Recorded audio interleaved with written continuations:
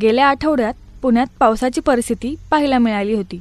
रस्ते, नाले, नदी आणि तलाव ओसंडून वाहत होते। लोकांच्या घरात पाणी शिरले होते। पुण्यातील जनजीवन विस्कळीत झाले होते। पुण्यातील सततधार पाऊस आणि खडकवासला धरणातून पाण्याचा विसर्ग वाढवण्यात आल्याने पुण्यात अनेक ठिकाणी पूर परिस्थिती पाहायला मिळाली। खडकवासला धरणातून पाण्याचा विसर्ग सुरू केल्याने एकता नगरसह अनेक भागात पाण्याच्या पातळीत लक्षणीय वाढ दिसून आली आहे। या ठिकाणी मदतीसाठी भारतीय सैन्य दलाची तुकडी तैनात करण्यात आली होती।